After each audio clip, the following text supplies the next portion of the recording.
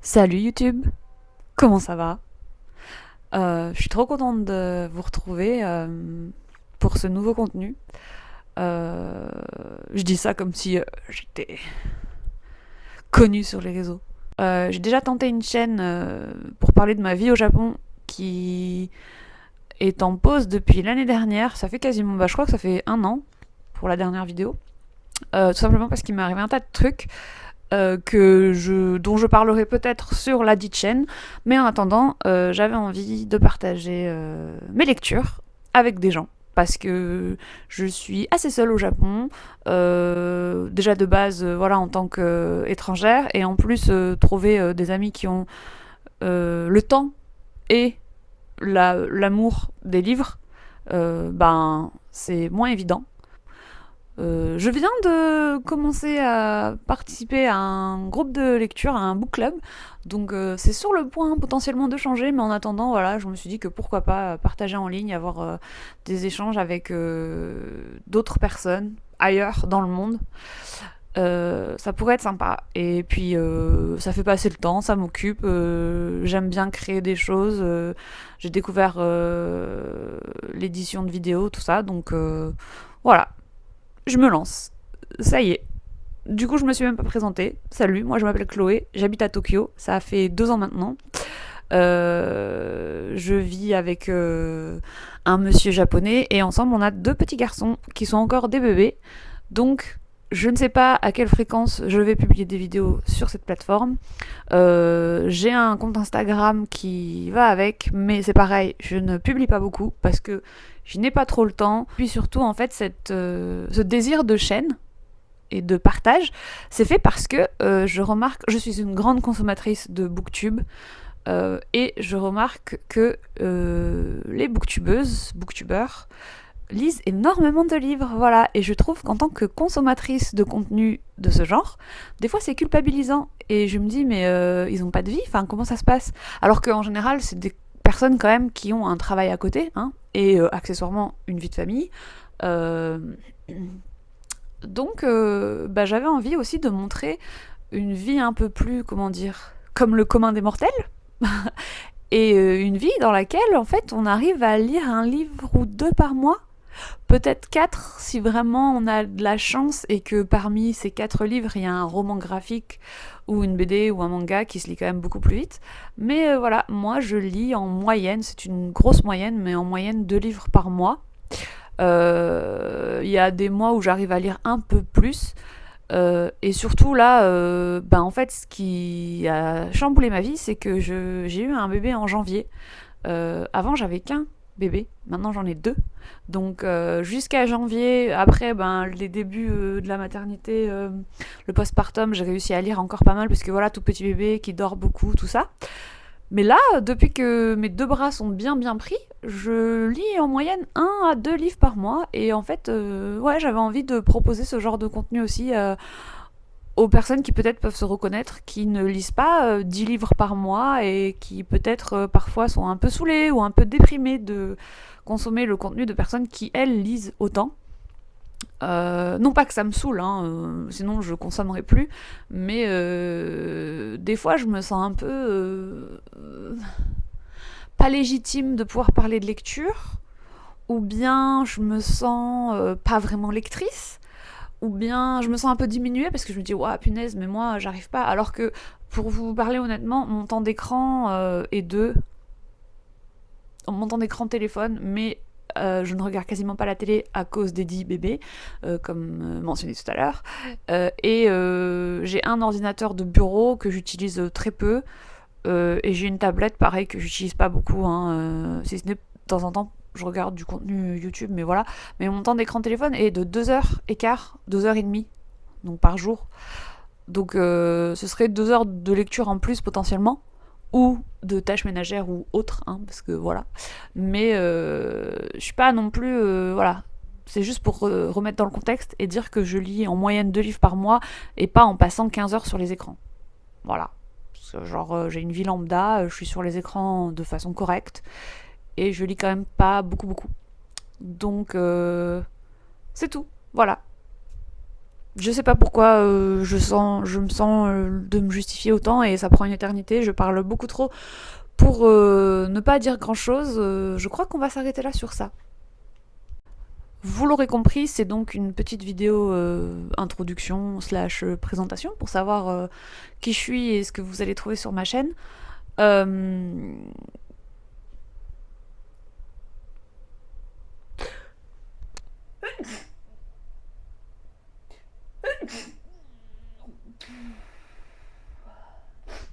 C'est l'enfer. On est sur une saison tardive d'allergie à Tokyo. Ça va pas du tout. Je disais donc, ça va passer ou comment ça se passe? Je prends des cachets pourtant, hein. Mais c'est violent là cette année. Oh là là, désolé. Euh, donc c'est tout pour la partie présentation, introduction, ce que vous trouverez ici, ce que je fais là.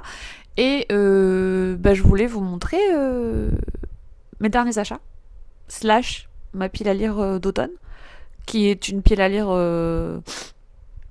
comment dire,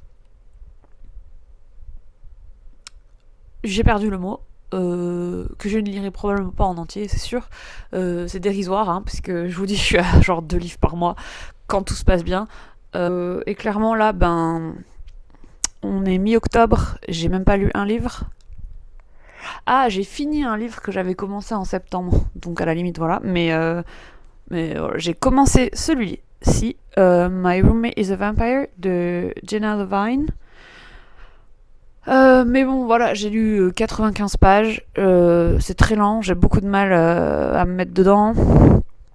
Je passe pas un super bon moment. J'adore les histoires de vampires, j'adore les histoires de sorcières, les histoires de loups-garous aussi. Mais là, ouais, je sais pas. J'ai du mal avec, pardon, le personnage principal, Cassie, qui donc gagne pas très bien sa vie et se retrouve du jour au lendemain à devoir trouver un nouvel appartement. Et elle tombe sur une offre trop belle pour être vraie, elle peut pas la refuser. On ne demande vraiment pas grand chose pour le loyer, et donc elle rencontre Frédéric, qui n'est autre que un vampire. Évidemment, elle le sait pas encore, en tout cas là au début. Et elle est diplômée pour être professeure d'art plastique, j'imagine, l'équivalent en français. Euh, et ouais, je sais pas, il y a un truc par rapport à son obsession de l'art contemporain, ce qu'elle fait, ça me. Ouais, je sais pas, j'arrive pas trop. Donc je vais lui donner sa chance quand même, parce que je me dis c'est une petite lecture cosy, sympa, mais voilà, en ce moment on est sur ça, et clairement j'ai lu 95 pages, on est mi-octobre. Si j'arrive à le finir avant fin octobre, c'est un exploit, je sais pas comment j'aurais fait. Euh, Donc je pense qu'on part sur une lecture, peut-être deux, pour le mois d'octobre. Attendez. Est-ce que j'ai. Ouais, non. Si. J'ai fini que. Ouais, un livre. Bref, on est sur une ou deux lectures. Mais je vous présente quand même mes achats. On sait jamais, ne serait-ce que pour en parler. J'ai commandé My Best Friend's Exorcism de Grady Hendrix. Donc là, My Roommate is a Vampire, c'est en anglais. Celui-ci est en anglais aussi. Je vous préviendrai quand c'est en français, parce que la plupart des livres en fait sont en anglais. Alors je suis pas du tout. Moi je suis une grosse flippette. Je lis pas de trucs qui font peur. Je regarde pas de films, de séries qui font peur. Euh, Horreur, gore, thriller, c'est niet. Je peux pas. Parce qu'après je fais des cauchemars et je psychote toute seule dans ma maison pendant des semaines.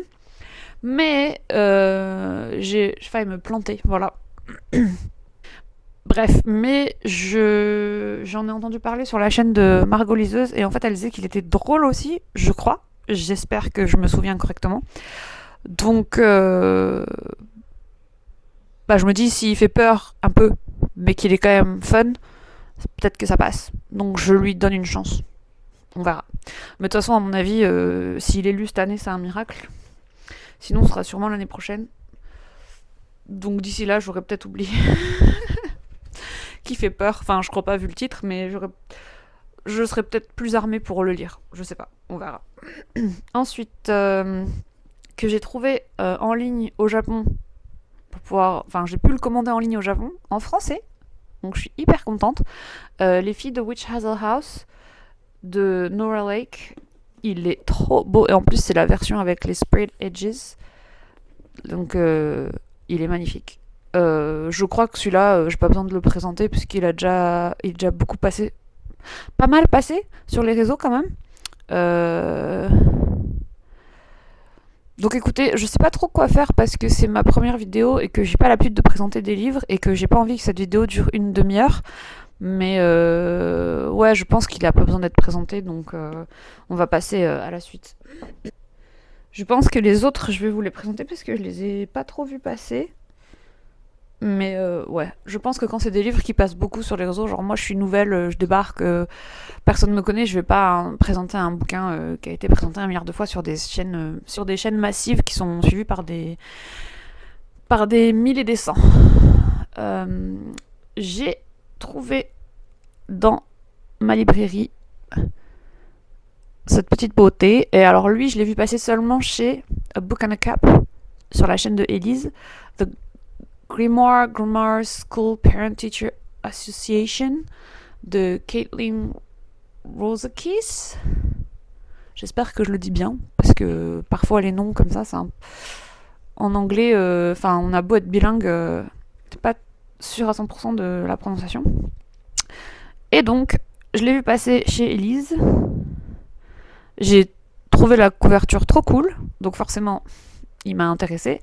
Et le titre. Et donc, que je me souvienne de quoi ça parle.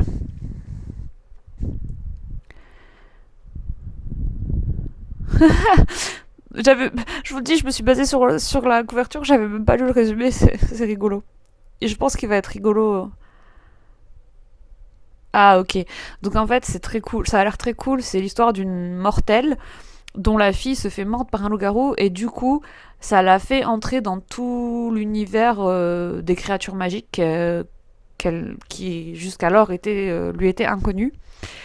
Et donc il va falloir qu'elle navigue dans ce tout nouveau monde dont elle ne connaît rien, avec de la magie, des démons, des loups-garous, etc. Ça a l'air très cool. Tout en étant la maman d'une petite fille, donc du coup, faut dealer avec... faut euh, réussir à gérer la scolarité de ta fille dans une école remplie de bébêtes surnaturelles. Ok. Bah écoutez, je pense que celui-là, je vais le lire le mois prochain. Parce qu'on est d'accord que les lectures d'automne, c'est jusqu'à fin novembre, hein, au moins. Ensuite, j'ai chopé Ghost de Dolly Alderton. Celui-là, je l'ai vu passer. Il me semble aussi chez Margot Liseuse. Alors, j'ai beaucoup de livres que je chope chez Margot Liseuse parce qu'en fait, j'ai remarqué que en général, j'aime ce qu'elle aime. Sauf pour les histoires de famille, parce que c'est une grosse consommatrice d'histoires de famille, ça c'est pas trop mon truc. Mais tout le reste, en fait, en général, quand elle propose des bouquins et que je les lis, j'aime. Donc je me pose plus trop de questions maintenant, je vois passer, le résumé me plaît, je me lance. Là, j'avoue, c'est le titre Ghosts qui me l'a fait mettre dans la pile à lire d'automne, parce qu'en fait, c'est pas du tout une histoire automnale. C'est l'histoire d'une nana qui s'est fait ghoster, d'où le titre, par son date. Et donc, voilà. Pour faire court. Et je trouve que le sujet du ghosting, parce qu'on peut pas trop dire ghostage en français, je crois que c'est un peu ridicule. Et on n'en parle pas assez, en tout cas, je trouve dans les livres de façon romancée comme ça, c'est très cool, voilà. Ensuite, je suis tombée sur Simon versus the Homo Sapiens Agenda. Je ne sais pas du tout, je l'ai vu passer sur une chaîne, je crois, mais alors je sais même plus la chaîne. Est-ce que c'était pas aussi Book and a Cup, la chaîne d'Élise? Je ne suis plus sûre. Je l'ai vu passer une fois, voilà. Alors bon, autant vous dire que la couverture, le Sprayed Ages, évidemment, ça donne envie. Mais j'avais vu que c'était une chouette histoire aussi. Encore une fois, je ne sais plus. C'est horrible, c'est terrible. Hein. Faut vous dire que j'ai un bébé de 9 mois et un bébé de 29 mois à la maison, plus un chien, et que du coup les nuits sont courtes. Donc mon cerveau est pas trop connecté. Et alors pour se souvenir de tous les résumés de tous les livres que j'ai achetés et qui me font envie et qui sont dans ma wishlist ou dans ma pile à lire, autant vous dire que là il y a plus personne. Tout ce que je sais, c'est qu'en général quand je les achète, c'est que bah, forcément ils m'intéressent et qu'ils ont l'air cool. Hmm. Ah oui, il n'y a pas de résumé, c'est que des, des appréciations de lecteurs qui sont des auteurs plus ou moins connus, et de magazines et de journaux. Ok, bon, bah écoutez. Surprise, motherfucker, on verra. Voilà. Et le dernier de la pile, et pas des moindres, parce qu'en ce moment il circule tout part, c'est Catabasis, j'imagine, Catabasis de R.F. Kuang. Est-ce qu'on vous le présente? Non, on ne le présente plus. Regardez-moi cette bête. Non mais il est énorme, je pourrais tuer quelqu'un avec. Mais il est magnifique. J'ai hésité entre cette version, qui est la version américaine, et la version britannique, parce que faut savoir qu'en fait, les éditions américaines et britanniques sont différentes. Et je crois que la version américaine, c'est la version internationale. Je suis pas sûre. Mais bref, la version britannique était assez sympa en noir et blanc, avec un damier, je crois, sur les... en spread edges. Mais bon, celui-là, pardon, mais je pouvais pas, quoi. Il est magnifique. Et ouais, l'histoire est assez fun, ça me tente bien. C'est, il me semble, si je dis pas de bêtises, bon, encore une fois, je le présente plus, hein, mais c'est l'histoire d'une étudiante. Voilà, c'est pareil. Il n'y a pas de résumé, il n'y a que les avis, quoi. Bref, c'est l'histoire d'une étudiante qui a besoin d'une lettre de recommandation. Et le professeur duquel elle veut la lettre, il me semble que c'est un professeur de renom, est en enfer. Je ne sais pas pourquoi, je ne sais plus pourquoi, je sais plus si on le dit ou pas. Mais du coup, eh ben, elle décide d'aller en enfer pour récupérer sa lettre, quoi, trouver son prof et lui demander une lettre. Et il s'avère que son rival de toujours fait la même chose. Donc elle se retrouve en enfer avec son rival à la recherche de son professeur pour récupérer une lettre de recommandation. Ça a l'air complètement what the fuck, et en même temps, ils sont en enfer, et j'adore, quoi. Je suis une grosse fan de la série Supernatural. Vraiment, c'est ma série numéro 1, Jensen Nichols, l'amour de ma vie, série de tous les temps, de mon cœur. Bref, voilà, donc je kiffe les séries, films, livres qui parlent de sorcières, de vampires, de loups-garous, surtout. Mais là, quand ça se passe en enfer, ouais, moi, vous me dites ça se passe en enfer, un peu le truc. Si en plus il y a un peu du truc des cercles dans Inferno de Dante, des trucs comme ça, j'achète. Voilà, ça m'intéresse. Et en même temps, il est très. Le résumé, enfin le pitch est très what the fuck. Du coup, je me dis pourquoi pas. Laissons-nous tenter par un truc un peu qui sort de l'ordinaire. J'ai dit truc beaucoup de fois là, quand même. C'est un peu relou. Et pour vous montrer qu'il y a différentes éditions en anglais. Et en France, je sais pas du coup laquelle est promue, mais du coup, si c'est l'international, ce sera la version américaine. Non, si c'est l'américaine qui est internationale, ce sera. Oui, bon, bref, vous avez compris. Mais pour vous montrer. The Crimson Moth. Il s'agit de Heartless Hunter. C'est le même livre, croyez-le ou non. Et ça, c'est la version britannique, je crois. Qui est bien sûr aussi dans ma pile à lire, mais je voulais pas présenter parce qu'en fait là, ce que je vous ai montré, c'est mes derniers achats. J'ai toute une pile à lire là dans ma desserte, qui est plus ou moins pour l'automne. Enfin, plus ou moins, si c'est pour l'automne, regardez. Si ça c'est pas automnal, je sais pas ce qu'il faut. Hein. Mais voilà, concrètement, je vous disais tout à l'heure, je galère à lire Les Mémoires de la Forêt. Bon, c'est un petit pavé quand même. Hein, il y a quand même 300 pages. Je mets un bon mois à lire parce que même si ça se lit vite, c'est écrit gros et tout, ben voilà, avec 2 enfants en bas âge, enfin j'ai envie de dire 2 bébés, hein, disons les choses, un chien, un appart à gérer, une vie de famille, une vie de couple, une vie sociale, de temps en temps plutôt envie de regarder une série que de lire, ben le compte il est vite fait quoi, pas le temps. Et puis la fatigue, et puis en étant interrompu très souvent, comme je dis, des fois j'ai vachement de mal à me mettre dans les histoires, et donc je mets plus de temps à lire, j'ai du mal à me poser, j'ai du mal à me concentrer. Bref, vous l'aurez compris, on n'est pas sur une chaîne où on lit beaucoup et où on lit vite.